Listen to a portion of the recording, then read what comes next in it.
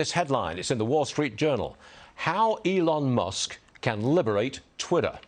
Vivek Ramaswamy wrote it, and he joins me now. All right, Vivek, welcome back. Why don't you take us through it step by step? See if I can understand this. How can Musk liberate Twitter? So look, one of the things we point out, Stuart, is that there is a dilemma here where Elon Musk has said that he wants to also clean up the site, remove spam and spam bot content from his feed. Of course, people acknowledge that pornography is often legally protected, but don't want to see that on their Twitter feed either. So how can he take down that kind of constitutionally protected speech while still making this a platform that promotes free speech? That's the answer we provide, where we say you can still take down things like false commercial advertising, spam, fraudulent commercial content, pornography, etc. But the principle number one is no viewpoint-based discrimination, that you cannot discriminate against somebody on account of their expressed opinions. There's such a thing as false facts if you can prove that they're false, but there's no such thing as a false opinion. And the other principle, Stuart, is that we said that in cases of offensive speech, some users may not want to see it. That's fine. Our solution, give the choice back to the user rather than the company making those decisions centrally. And that can be done. I mean, technically, that can be done, right, Vivek? You know more about this than I do, but it can be done. Yeah. Absolutely. In fact, the centralized model of censorship, Stuart, used to date back to a relic of broadcast media. So I think Elon Musk can actually poke fun at modern technology companies to say, look, you guys are using outdated technology when the modern technology exists for individualized choice. The simplest way to do it would be to say that actually you leave the existing Twitter algorithms intact, the existing Twitter content moderation practices intact, but just let the user decide whether they want to opt into it. Or if they choose to opt out, then they get to see a lot of the content that might have been filtered out as hate speech or misinformation or whatever. That's the simplest approach. A more advanced approach that's also available today is you could just use simple AI and other algorithms to be able to let each user train the algorithms to say, here's the kind of content I want to see. And if there's offensive content that I don't want to see, then don't show it to me. And I should have that right as a user, too.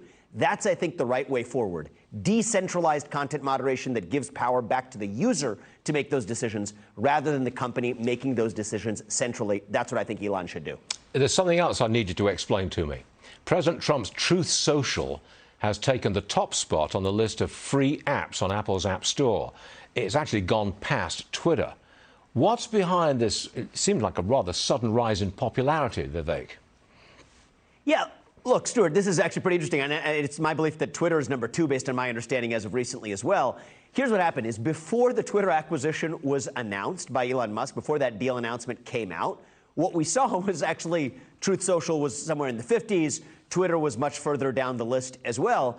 But people woke up to the fact that this is big news, and there might actually be free speech on social media platforms online, at least starting on Twitter. That brought a lot of attention to the issue. Now, here's the thing. Elon Musk does not own Twitter yet. He has not yet made the changes to Twitter because he does not own and yet control the company. The deal still hasn't closed. So in the meantime, people said, hey, Twitter's downloads actually went up to number 2, I believe, on the Apple downloads. But then Truth Social said, okay, if this is a place where in the meantime, I'm actually able to access free and open debate and uncensored content, if I'm interested in that, and this is the topic of the day, this is the one place that's my best shot for being able to get it.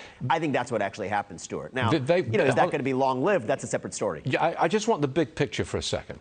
Do you think that soon, maybe later this year, we will, or next year, whatever the time frame, at some point we will return social networks to a genuine town square, a genuine Times Square? Can we get back to that?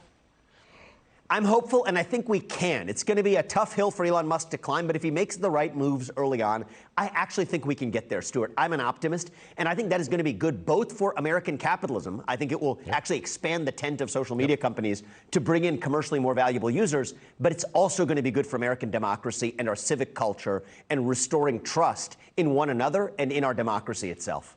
That guy Musk is quite something, isn't he? Yeah. Yeah. I'm rooting for him. I hope he succeeds. So am I.